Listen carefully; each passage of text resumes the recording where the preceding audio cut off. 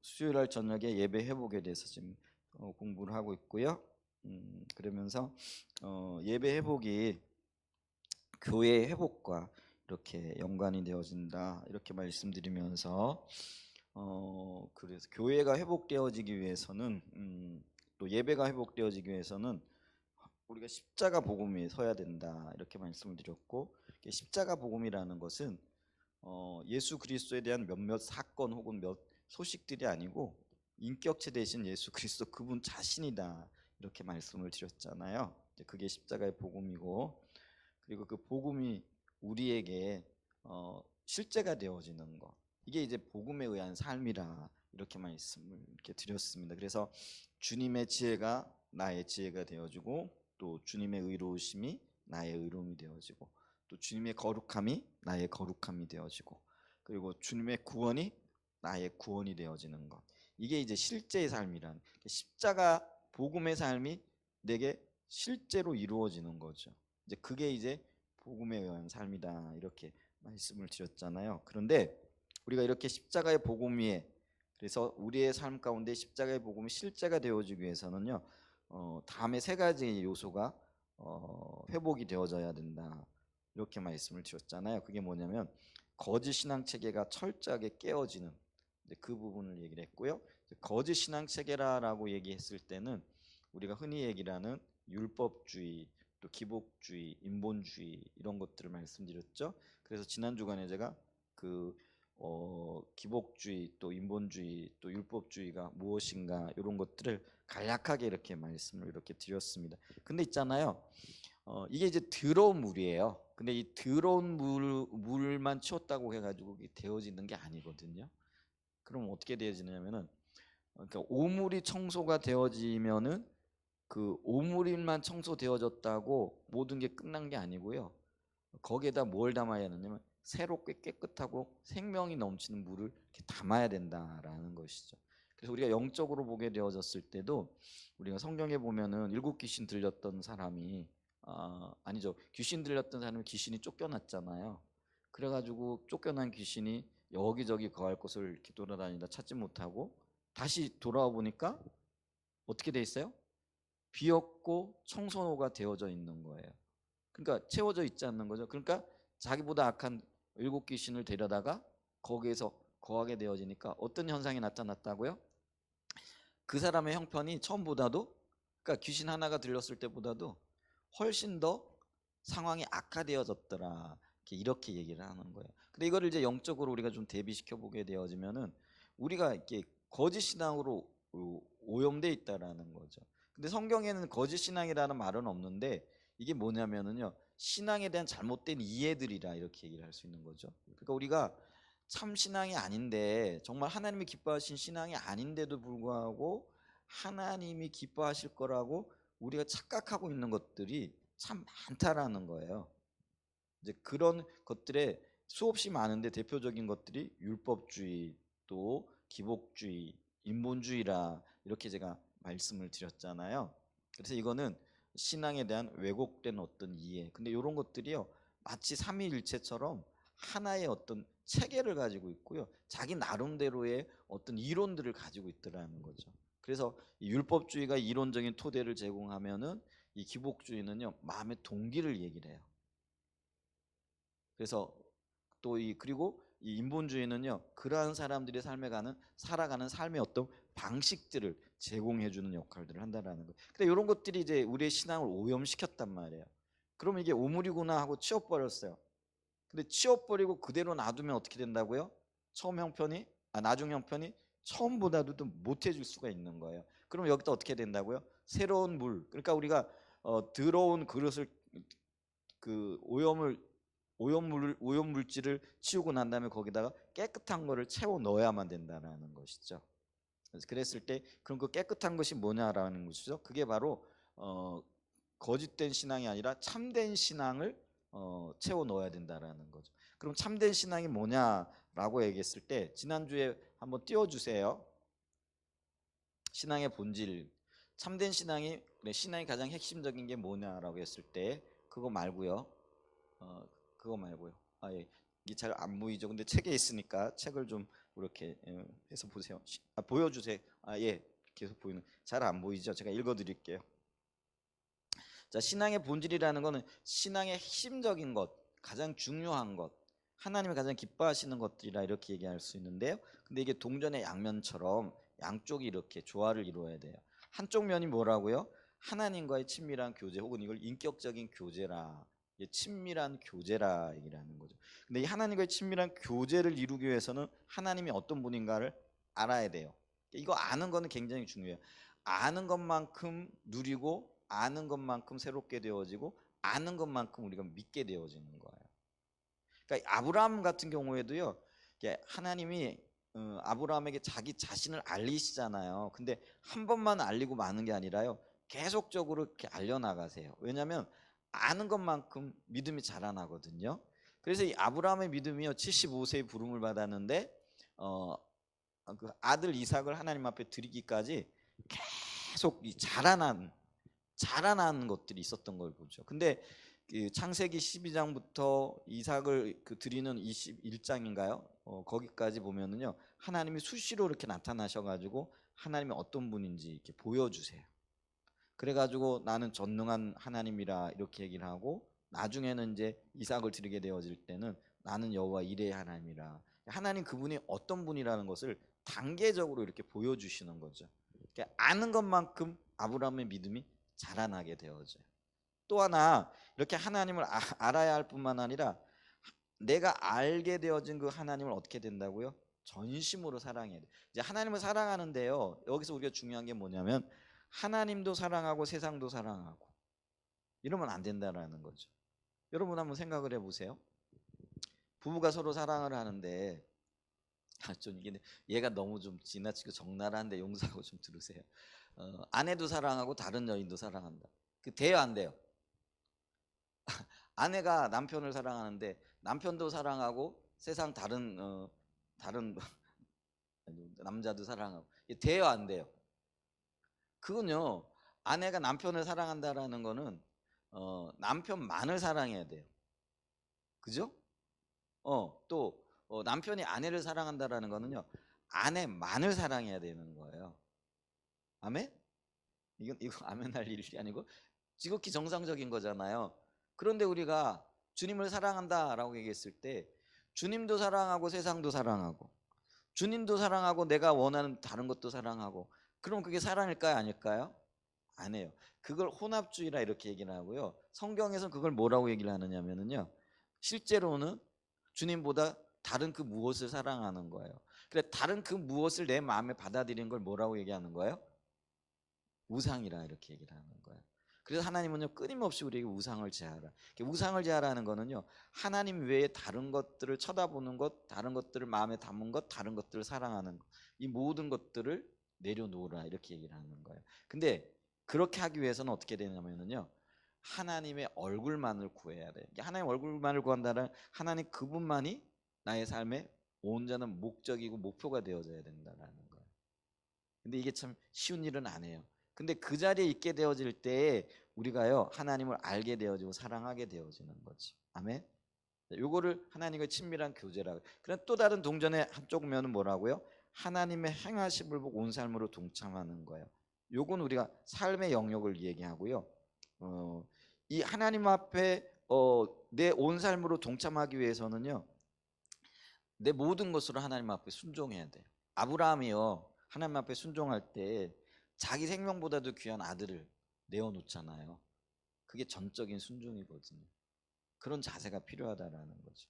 근데 이런 전적인 순종이 있기 위해서는요, 작은 두 번째 요소가 뭐가 필요하냐면요, 하나님 그분을 온전하게 신뢰해야 돼. 그러니까 믿어야 된다라는 거죠. 그래서 아브라함은요, 이 자식을 이제 번제로 드렸을 때 죽어요. 이게 번제라는 게 뭐예요? 불태워 갖고 하나님 앞에 드리는 거잖아요. 이게 번제는 태워가지고요, 이 향으로 드리는 거예요. 그 연기, 그 향으로 하나님 앞에 드리는 거잖아요. 그러면 불로 태워지면 남는 게 아무것도 없잖아요. 완전히 어떤 면에서는요, 흔적도 찾아보기 힘든 거예요. 제가 돼가지고요, 바람이 불어오게 되어지면 그 바람결에 이 모든 그 재도 날려버리잖아요. 그런데 우리가요, 로마서를 보게 되어지면은요, 또 히브리서를 보게 되어지면은요, 아브라함이 뭐라고 얘기를 하냐면 죽은 자 가운데에서 살리실 것을 믿었더라 이렇게 얘기를 해요. 그게 이게 주님을 신뢰해야 돼요. 온전하게 신뢰를 하는 거예요. 온전한 믿음인 거죠. 이게 놀라운 거예요. 그랬잖아요. 이게 우리가 주님을 믿어야 되는데요. 한 50%쯤 믿고 50%는 안 믿는 거예요. 그게 반신반이라 그러죠. 반신반의는 믿음이 아니에요. 하나님이 요구하시는 건요 100%의 믿음이에요. 그럼 우리가 어떻게 100% 믿어야 하는데 여러분 있잖아요. 이게 수학적으로 따지는 게 아니고요. 이거는 영적으로 따지는 거예요. 온전하다, 온전한 신뢰는 마음으로 주님을 100% 믿는 거예요. 그러니까 믿음은요 100으로 주님 앞에 드려질 때 받으시는 거예요. 그게 온전의 의미예요. 아멘. 그래서 이 온전한 신뢰를 드려야 돼요. 근데 이 온전한 신뢰, 전적인 순종을 하기 위해서는요 우리에게 뭐냐면은요 그 하나님으로부터 듣고 음성 듣는 거죠. 음성 듣는다 그러니까 오늘날 요즘은 이제 그런 오해를 하시는 분이 없어요. 왜냐면 워낙 이 말이 보편화되어져 있고, 여러분 극동방송만 들어봐도요 요즘은 설교하시는 분들이 전부 다 하나님 음성 듣는다 이렇게 얘기를 하더라고요. 근데 옛날에는 음성 듣는다 그러면 어떤 얘기를 하는 뭐야 직통 계시 받는다란 말이야? 이렇게 오해를 하고요 따져드는 사람들이 많았어요. 근데 이 말은요 직통 계시 듣고 오늘날에도 성경이 쓰여진다, 그 하나님으로부터 직접 듣는 게 그게 들어서 기록된 게 성경이잖아요. 근데 성경 66권은 이미 완성이 되어졌죠.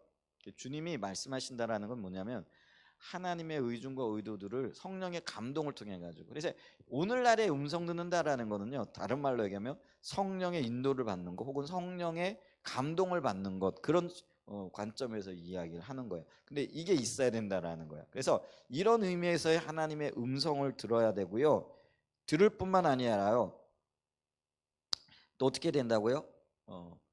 이 음성을 듣기 위해서는 그 전에 뭐가 필요해요? 열심히 기도해야 되는 거죠. 그죠?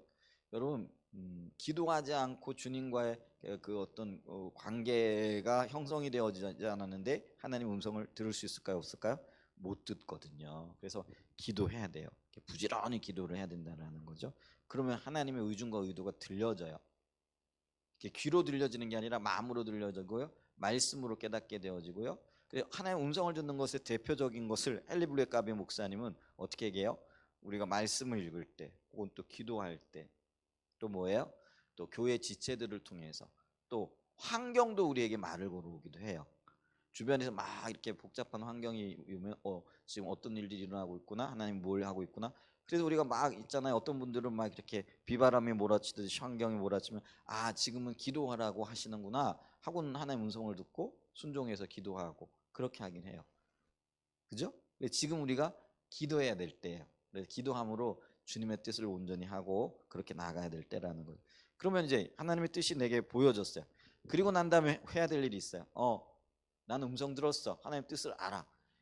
여러분 요것에 만족하게 되어지면은요 그게 이제 아까 얘기했던 게 뭐냐면 바리새인 삶이 되는 거예요. 이론적으로는 지식적으로 많은 거예요. 아는데 들려진 그 말씀을 어떻게 해야 된다고요? 주님이 우리에게 말씀하시는 거는요 그거 듣고 내가 음성 들었어, 야 나 신령한 사람이야, 영적인 사람이야, 요렇게 만족하고 자기 만족이나 하고 그러라고 우리에게 음성 들려주시는 게 아니에요. 음성 들려주시는 이유는 뭐라고요? 뭐예요? 순종하라고. 순종해야 됩니다. 음성 들었을 때 순종하지 않으면은요 어떤 면에서는요 못 들었만 못해요. 그게 불순종이 되어지잖아요. 차라리 못 들었어요 그러면은 불순종은 아니잖아요. 그런데 들었는데 순종 안 했어.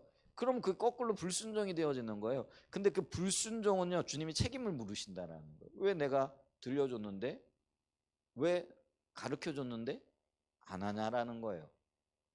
그래, 들려진 말씀은 분명히 이렇게 순종해야 될 줄 믿습니다. 아멘. 그래서 이게 이제 우리의 신앙의 가장 핵심적인 거라는 거예요. 그래서 요게요 아까 얘기했던 그 오염되어졌던 것들을 깨끗이 치우고 난 다음에 요거를 담아야 된다라는 거죠. 아멘. 그래서 요것이 우리의 삶의 중심이 되어져야 된다라는 거죠. 그러면서 또 하나 있는데 그게 뭐냐면은요 그림 보여주세요. 그 성경에서 담는 거 좁은 그거 말고요. 예. 요 좁은 의미의 십자가의 복음이 있다라는 거죠. 좁은 의미의 십자가의 복음이라는 건 뭐냐면은요. 아까 얘기했던 이런 신앙의 본질의 삶을 구체적으로 살아가기 위한, 그러니까 이런 어떤 도움을 통하여 살아가야 되는 거예요. 근데 이런 도움을 받기 위해서는 우리가 어떤 도움이 필요하냐면은요. 성령의 도움을 받아야 돼요. 그리고 십자가만 의지하여 서야 돼요. 그 다음에 오직 믿음으로 반응해야 돼요. 그리고 오직 은혜에 의한 삶을 살아야 된다라는 거예요. 아멘. 그래서 보세요. 이런 것들이 좁은 의미의 십자가의 복음이라는, 이게 구체적으로 복음을 어떻게 살아낼 것인가 했을 때 우리의 힘과 능력으로 돼야 안 돼요? 안 되는 거예요. 그렇기 때문에 우리가 성령으로, 은혜로, 십자가로, 오직 믿음으로, 이렇게 말씀이란 토대 위에 이게 있잖아요. 어떤 형태가 되어지고 어떤 면에서는요 담는 그릇인 거죠. 그래서 그림이 재밌잖아요. 말씀이 토대가 되어지고 뚜껑이 없는 내 벽이 있어요. 그죠? 그 내 벽에 뭘 담아야 되는 거예요? 신앙의 본질을 담아내는 거예요. 그래서 이런 신앙의 본질이 은혜에 의한 삶으로 나타나고 믿음에 의한 열매들로 나타나는 거예요. 그러니까 우리가 믿음의 삶을 살았는데 그 믿음에 의한 삶이 그 바깥으로 드러나는 거는 믿음으로 이루었는데요. 그 실질적으로 그 안에 보게 되면 뭐가 있는 거예요? 신앙의 본질이 있는 거예요. 그러니까 이 신앙의 본질은요 보여지지 않아요. 어떤 면에서 보면은요. 근데 우리가 어떤 그릇에 밥이 담겨져 있는데 예를 들면은요 옆에서 보게 되어지면 밥이 담겼는지 죽이 담겨졌는지 뭐 국이 담겨졌는지 모르잖아요. 그죠? 그리고 담는 그릇이라는 거예요. 이게 좁은 의미의 십자가의 복음이라는 것이죠. 그래서 우리가요 이런 삶을 살아갈 때, 그러니까 성령의 인도를 따라서 십자가만을 의지하고 오직 믿음으로 반응하고 은혜 가운데 살아가게 되어질 때 우리의 삶 속에 이 본질적인 관계, 그러니까 신앙의 본질적인 관계죠. 하나님과의 친밀한 교제가 넘치는 가운데 내가 하나님을 알고 사랑하게 되어지고 또 내 삶이 실질적으로 하나님을 순종하고 신뢰하면서 하나님의 뜻이 이루어지고 하나님의 역사가 나타나게 되어지는 거죠. 근데 이제 이런 삶이 나타나는데 옆에서 보고 야, 저 사람 믿음 좋다. 야, 저 사람은 언제나 보면 성령님만 의지하고 살아가더라. 야, 저 사람은 십자가의 공로, 십자가의 어떤 토대한 삶을 살아가. 이런 어떤 형태로 나타나게 되어지는 거다라는 것이죠. 아멘. 그래서 이게 굉장히 중요하다라는 것이죠. 그래서 있잖아요. 요 세 가지를 기억을 해야 돼요. 처음에 뭐라고요? 거짓 신앙이. 그러니까 우리가 너무 신앙적인 왜곡된 상태가 있어요. 이게 깨끗이 청소되어져야 돼요. 그 다음에 뭐가 필요하다고요? 신앙의 본질이 추구되어져야 돼요. 그것에 우리가 생명 걸어야 돼요. 그렇지 않고는요, 우리가 정말 본질적인 관계로 들어가 없어요. 근데 이 본질적인 관계가 어떻게 나타난다고요? 보여지는 거로는요, 좁은 의미의 십자가의 복음이 서야 합니다. 근데 여러분 있잖아요, 이게 순서가 굉장히 중요해요. 왜냐하면은요, 거짓 신앙 체계가 깨어져야만 본질이 담아질 수 있는 그릇이 준비되어지는 거고요. 그릇이 준비되어져야만이 어떤 면에서는요, 내용이 준비되어지고 내용이 있고요. 그러면 내용을 담을 수 있는 그릇이 준비되어져야만이 실질적인 효력이 있게 되어진다는 거죠. 여러분 보세요. 우리가 옷 입을 때도요, 속옷 입고 겉옷 입잖아요. 표현이 좀 오늘 제가 너무 적나라한 표현을 썼어요. 겉옷 입고 속옷 안 입잖아요. 있잖아요. 양말 신고 구두 신고 운동화 신잖아요. 구두 신고 만약에 양말 신었다, 운동화 신고 양말 신었다, 그러면은 그거 굉장히 신을 건 다 신었어요. 그죠? 갖출 건 갖췄어요. 그런데 그거 굉장히 웃음꼴 되어지는 거잖아요. 그러니까 모든 일에도요, 순서가 있는 거예요. 그래가지고요, 이 신앙의 어떤 바른 신앙이 세워지고 바른 신앙이 세워지면서 예배가 회복되어지고 교회가 회복되어지는 데 있어서도요, 우선적으로 먼저 해야 될 것들이 있는 거예요. 그래서 양말 신고 구두 신는 거예요. 그래서 이 순서가 굉장히 중요해요. 우리 안에 팽배해 있는 거짓 신앙이 깨어져야 되고 신앙의 본질이 추구되어져야 되고 그 신앙의 본질을 담을 수 있는 그릇이 준비되어져야 된다라는 것이죠. 그래서 이게 순서가 굉장히 중요하다라는 것이죠. 그걸 좀 이해했으면 참 좋겠습니다. 그러면서 67페이지 좀 넘어가면 오늘 좀 한번 읽어볼게요. 67페이지 중간 부분에 이런 얘기가 있어요. 우리의 신앙 전반에 대한 이해와 우리의 예배에 대한 이해는 항상 같이 갑니다. 만약 우리의 신앙을 몇 가지 규례와 규칙을 지키는 것으로 여러분 우리의 신앙을 몇 가지 규례와 규칙을 지는 것으로 이해하면 이게 율법주의가 되어지는 거예요.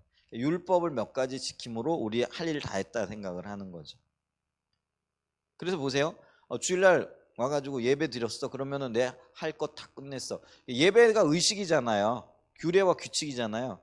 근데 예배 드렸다고 해가지고 우리 신앙생활이 다 된 거예요? 아니잖아요. 여러분 이거는요 바깥으로 드러나는 거는요 안에 내가 무엇이 있는가를 담아내는 거예요. 그런데 이게 있어요. 주님을 사랑하는 마음이 없이도 주일날 나와서 예배 드릴 수 있을까요? 없을까요? 있어요. 왜요? 복 받으려고. 여러분 근데 이 주님이 주시는 게 복인데요. 이 복은요 주님과의 관계 가운데 있을 때 자연스럽게 와야지 되는 거예요. 그게 맞는 거예요. 그죠? 그게 순서예요. 그런데 복 받으려고 어떤 규례와 규칙을 행해요. 그럼 이게 거꾸로 돼버려. 이게 거꾸로 되어진 것은 반드시 탈이 나게끔 되어져 있다라는 거예요. 그게 율법주의라는 거예요. 그러면서 있잖아요. 우리가 율법을 의지해요. 나 태어나서 한 번도 주일 빠져본 적이 없는데요. 나 새벽 예배 빠져본 적이 없는데요. 11조는 한 번도 내가 어겨본 적이 없는데요. 뭐 이런 생각을 하고 있는 거예요. 그러면서 그거를 의지하는 거예요. 나 하나님 앞에 할 거 다 했으니까 주님이 나를 도와주실 거야. 근데 주님이 나를 도와주시는 거는요. 하나님과의 본질적인 관계에 있을 때 나를 도우시는 거예요. 보호가 있는 거예요. 아멘? 그걸 우리가 이해해야 된다는. 근데 우리의 신앙을 몇 가지 규례와 규칙을 지키는 것으로 잘못 이해한 이게 거짓 왜곡된 신앙이라는 거예요. 근데 이게 의외로 우리 가운데 참 많이 있어요. 그래가지고 내가 기도 많이 해야 응답하실 것 같죠.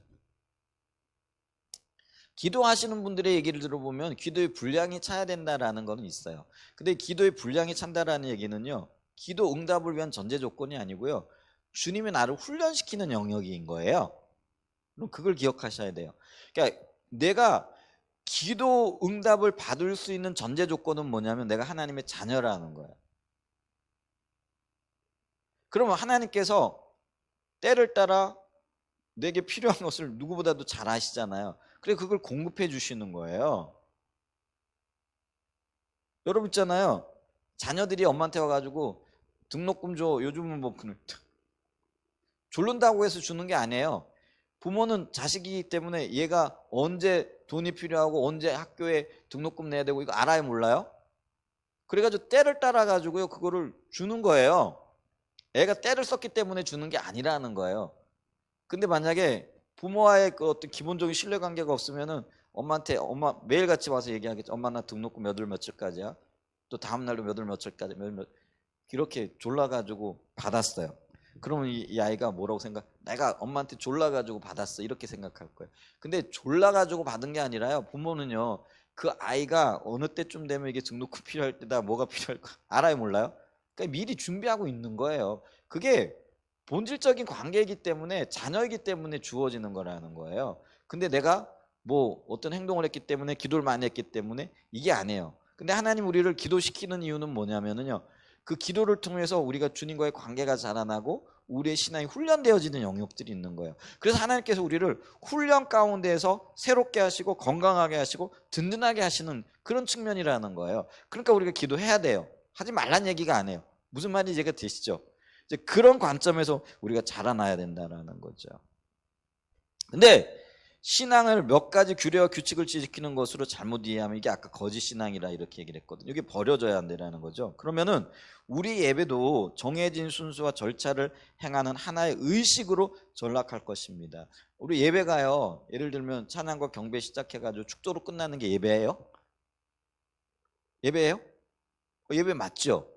그런데 하나님이 의도하신 예배가 그걸까요?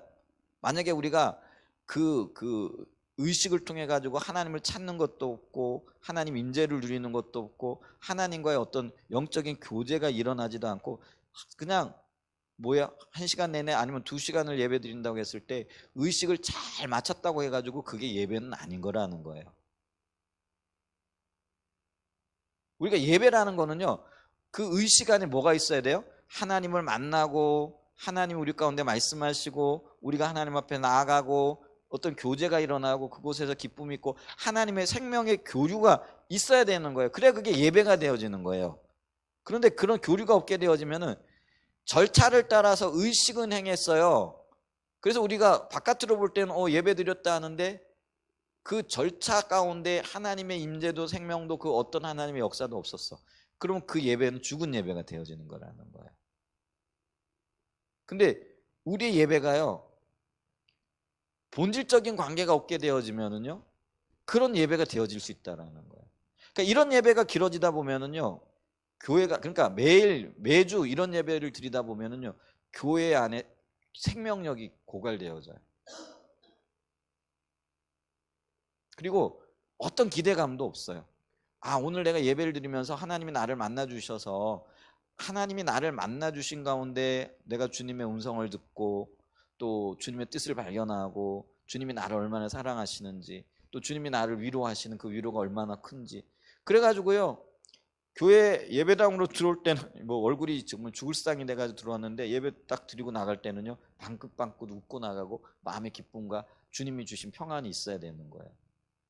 그게 주님을 만난 예배고 그게 예배 가운데 우리 주님의 임재를 누린 예배잖아요. 그런데 그런 게 없게 되어지면은요, 교회에 오면서도요, 전혀 기대감이 없는 거예요. 주님이 나를 만나 주실 것이다라는 기대감 자체도 없어지는 거예요. 근데 그게 얼마나 그게요, 무미건조하겠어요. 그러니까 있잖아요, 교회 나오는 게 힘드는 거예요. 예배 드리러 나오는 게 고역인 거예요. 여러분 어떠세요? 예배 드리러 나올 때 기대감이 있으세요? 오늘 나 표현이 좀 그래. 로또 맞았다라는, 너무 조속한가요? 여러분 만약에 저는 아직 복권을 한 번도 사본 적은 없는데 옛날엔 주택복권 뭐 이런 게 있었어요. 저 어렸을 때는. 가끔 저 형님이요. 저 형님이 아직 예수를 안 믿어 이런 가정사 얘기는 직장에서 이렇게 직장생활 했거든 제가 학생 때. 그러면 한 장씩 먹고 와가지고요, 지갑 내놓고 흔들어요. 그 내게 희망이 있다라는 거죠. 그 희망이 뭐예요? 지갑 속에 담겨져 있는 주택복권이었어요. 요즘도 로또를 가끔 사시는 것 같으시더라고요. 그게 참 재밌죠. 사업을 해요. 잘 살아요. 그런데도요, 어떤 면에서는요, 어떤 그런 희망의 끈들을, 예수 없으니까 그런 것들이 있는 거죠. 그런 어떤 기대감을 갖는 거죠. 여러분 있잖아요, 세상의 것들에 대한 기대감을 가져도 그렇게 좋은데 하물며 주님을 만나고 주님의 임재를 누리고 주님이 예배 가운데 나를 기다리고 계시다라는 이제 그런 어떤 기대감이 있으면은요, 얼마나 즐겁고 여러분 주일이 기다려지겠어요. 어떠세요? 주일이 기다려지세요? 세월이 너무 빨리 가, 빨리 가 이러면서 근데요, 세월이 빨리 가긴 한데 주일 오는 건 즐겁고 기쁘잖아요. 예배 드리는 것도 감격 기쁨이고, 이런 은혜가 저와 여러분의 삶 가운데, 교회 가운데 넘칠 수 있는 은혜가 있기를 축복합니다. 교회만 생각하면 골치가 아파 이러면은 안 되잖아요. 우리가 주님 은혜 가운데 임재 가운데 그래 교회가 그렇게 변화되어지고 그렇게 안정되어지고 그렇게 하나 되어지고 그렇게 주님의 은혜가 넘칠 수 있는 역사가 있기를 축복합니다. 아멘.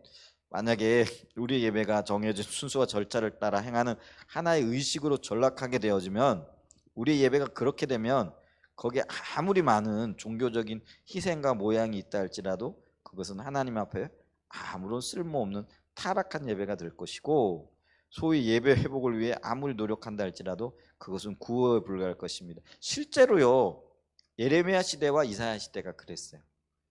나중에 좀 이렇게 타락한 예배가 뭔가를 좀 살펴볼 텐데요, 잠깐 들으면 이사야서 1장 10절 이하에 보게 되어지면 무수한 제물과 무수한 헌신과 무수한 그런 예배 행위들이 있었거든요.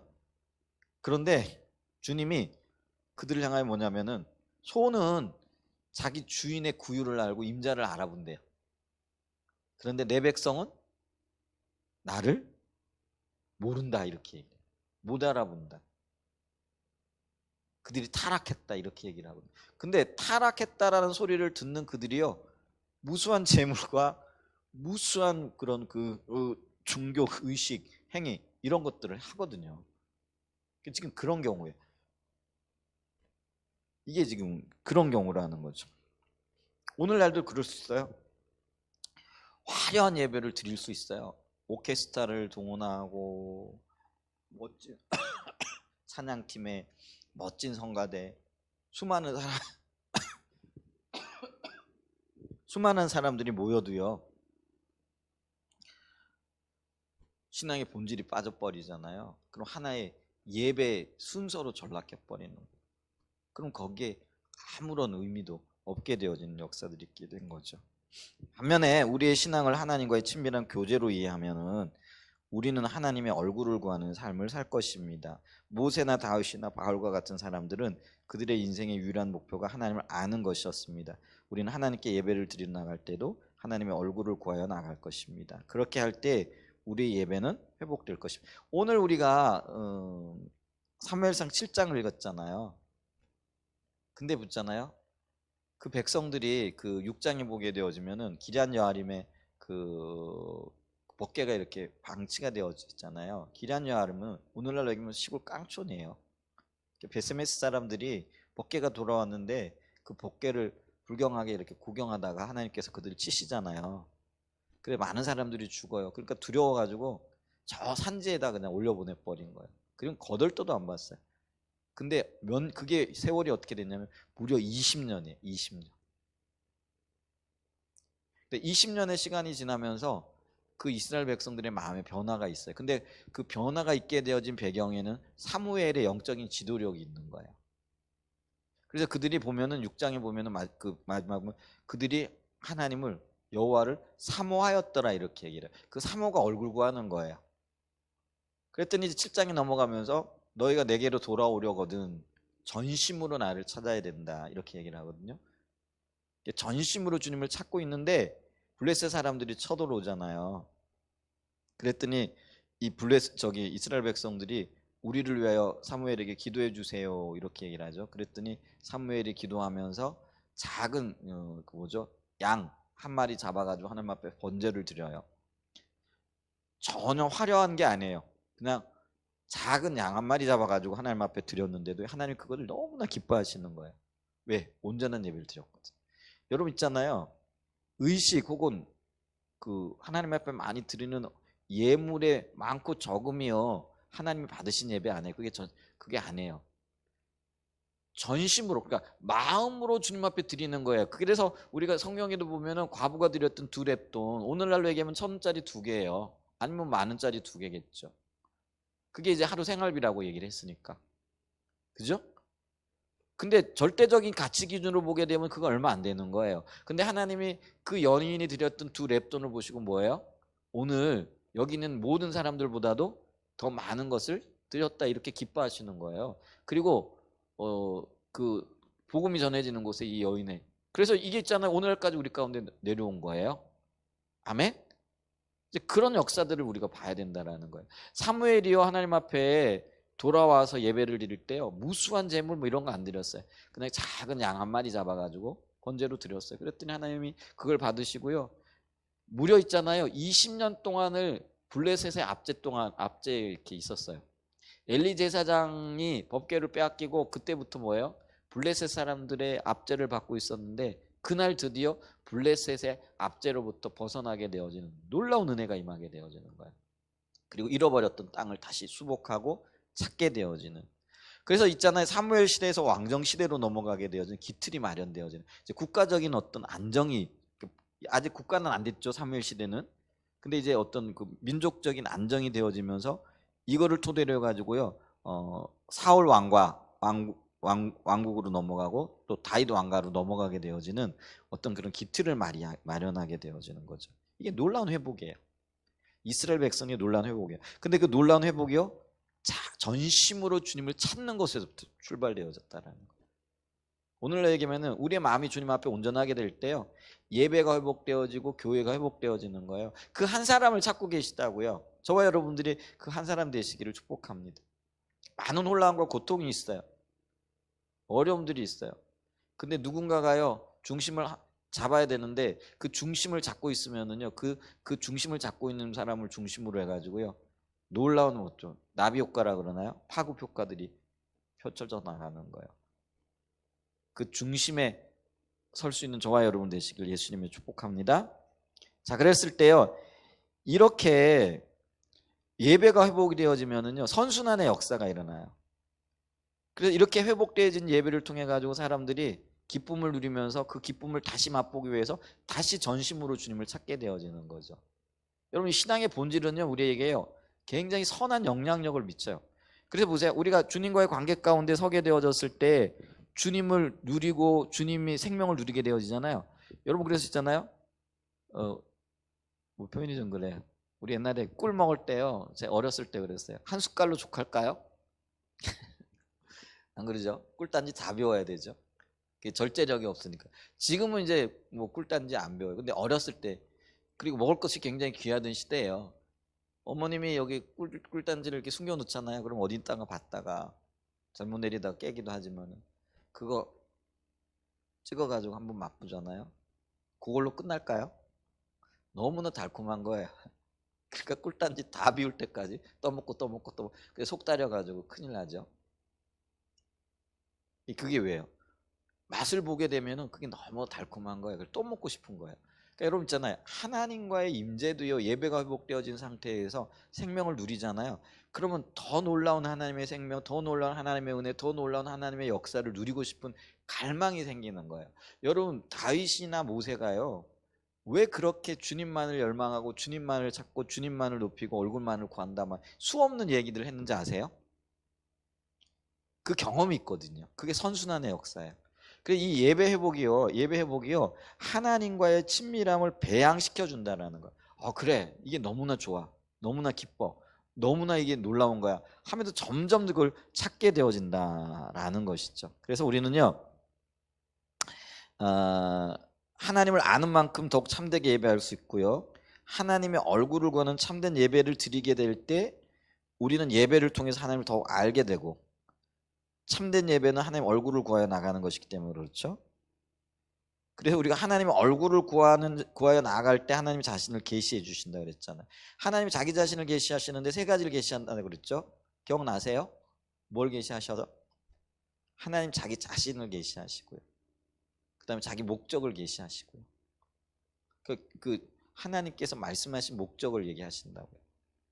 그 다음에 목적을 말씀하실 뿐만 아니라 그 목적을 이루어갈 방법에 대해서도 길에 대해서도 말씀을 하신다라는 거죠. 그래서 우리가 이렇게 참된 예배를 드릴 때 하나님을 더 알게 되어지면 주님과 더 친해지는 거예요. 친밀함이 배양시켜지는 거예요. 근데 이게요 개인적으로도 그렇게 해야 돼요. 근데 공예배 있잖아요. 우리가 주일 낮에 예배 드리는 것도 여러분 이 주일 낮 예배는 생물과 같아가지고요 자라기도 하고요 썩기도 하고요. 이게 참 그런 거예요. 생물은 어때? 여러분 고구마 지금 이제 고구마 이제 순 뭐 심고 이러던데 고구마 잘못 보관하면은요 금방 썩어버려요. 근데 잘 보관해 놓으면은요 그거 겨울 내내 가기도 하더라고요. 신문지에 어떻게 싸가지고 햇볕에 말려가지고 그렇게 하더라고요. 근데요 그거요 그냥 그늘에 말리지도 않고 있잖아요. 몇 번 손만 대잖아요. 그거 금방 썩어요. 그게 왜 그런지 아세요? 생물이기 때문에 그래요. 그러니까 이 예배가 생물이기 때문에요. 예배를 잘 주님 앞에서 갖고 나가야 돼요. 그러니까 여러분 이해가 되어질지 모르는데요. 교회의 예배가 자라난다라는 거 아세요? 그러면요. 교회 예배가 퇴보하기도 한다라는 거 아세요? 우리의 마음의 자세와 주님과의 관계에 의해 가지고요. 교회 공예배가 자라나요. 풍성해져요. 그러니까 우리는 매일 이렇게 있으면 우리는 몰라요. 근데 다른 분들이 오거나 이렇게 예배를 드려보면은요, 너무 좋다. 이런 생각이 들어요. 그게 뭐냐면은요, 그 예배가 자라난 예배고 다른 사람들에게 영향을 미친 예배가 되어지는 거예요. 근데 우리 여러분이 어떤 교회를 방문하거나 우리 교회를 누가 오셨을 수도 있잖아요. 그러니까 수준 높은 교회에서 수준 높은 예배를 드리는 분들은요, 만약에 그거보다 낮잖아요. 그러면 예배가 별로 이렇게 즐겁지가 않은 거예요. 근데 표현이 좀 그래요. 조금 수준이 낮은 예배를 드리다가 우리 교회 왔다, 수준 높은 예배다 그러면요, 그 마음의 어떤 면에서는요, 뭐라 그럴까, 이게 생명력이 느껴지고요. 뭐가 뭔지는 잘 몰라. 근데 예배가 참 좋다 이런 생각이 드는 거예요. 근데 우리 한사랑 예전교회 예배가 진짜 수준 높은 예배가 되었으면 좋겠어요. 질적으로. 이게 주님이 풍성하게 마치 예배 드릴 때 주님이 우리를 꽉 이렇게 날개로 덮고 있는 것 같은, 그래서 그곳에 회복이 있고, 예배 드리고 나면은 몸이 치유되어지고, 말씀 듣고 나면은 말씀에 의해 가지고요 문제가 해결되어지고, 환경은 그대로 있어요. 그런데요 우리 심령에서 먼저 해결되어지는 역사들이 있게 되어지는 줄 믿습니다. 아멘. 자, 그래서 오늘 시편 25편 14절에 보면은요, 시편 25편 14절에 보면은요, 여호와의 친밀하심이 그를 경외하는 자들에게 있으며 그의 언약을 그들에게 보이시리니. 자, 경외한다라는 게 주님을 높이고 예배하는 행위잖아요. 근데 그 예배하고 높이는 자들에게 친밀함이 있대. 주님과의 본질적인 관계가 있다는 거죠. 아멘. 그래, 이런 것들이요 선순환하고 악순환이 되어져. 예배가 한번 무너지잖아요. 그러면 자꾸 무너져 가요. 점점 더 나빠져 가요. 근데 있잖아요, 이게 어느 순간에 딱 돌이켜 가지고요, 그게 있잖아요. 그게 사사기 시대가 그래. 사사기 시대가 돌고 돌고 돌고 도는 거죠. 근데 있잖아요, 엘리 제사장의 시대까지가 이렇게 사사 시대, 사무엘도 마지막 사사이긴 한데요, 마지막 시대 사사 사무엘에 의해 가지고요 요게 확 전환이 되어져. 그 전환이 되어지는 계기가 미스바 성회예요. 물론 그 전에 사무엘이 준비되어졌어요. 사무엘상 7장이 미스바 성회잖아요. 사무엘이 미스바로 이스라엘 사람들을 모으고 그곳에서 하나님을 찾는 각성운동이 일어나잖아요. 가끔 우리가 미스바 대성회 그래가지고 우리나라에서도 그런 성회를 하죠. 여러분, 이름만 가져온다고 그게 되는 게 아니에요. 실질적으로 사무엘상에 나타나 있는 이스라엘 백성들이 사무엘의 지도하에 영적인 각성을 일으키고 하나님만을 찾고 주님만을 바라보게 되어질 때 그 미스바 성회가요 성회가지고 이스라엘이 전환의 역사가 있게 되어지는 거예요. 우리 한사랑 예전교회요 정말 미스바 성회, 그러니까 이 전환의 역사, 그러니까 저와 여러분들이 한 마음이 되어져 가지고요 전심으로 주님을 찾아야 돼요. 그럴 때 이 예배가 회복이 되어지고요, 이게 전환이 되어지면서요 이게 악순환의 고리를 끊고 선순환으로 올라가는 거예요. 그러니까 주님을 경험하면 더 경험하고 싶어가지고 더 주님을 찾고요, 주님을 더 찾다 보게 되어지면 주님을 더 경험하게 되어지고요, 이게 선순환 되어져가는 역사들이 있게 되어진다고요. 아멘. 그런 은혜가 저와 여러분들이 있기를 축복합니다. 네, 잠깐 기도하죠. 그래서 이 뒷부분은 뭐 조금만 내용들인데요, 그건 읽어보시면 될 것 같아요. 책들 읽어보시면 될 거고, 이제 1단원 끝났고요. 이제 다음 주에 2단원 이제 타락한 예배, 여기 이제 거짓 신앙 체계에서 예배가 어떻게 진행되어지고 그걸 어떻게 극복해야 될 것인가, 이 부분들을 좀 보게 되어질 겁니다. 잠깐 기도하죠.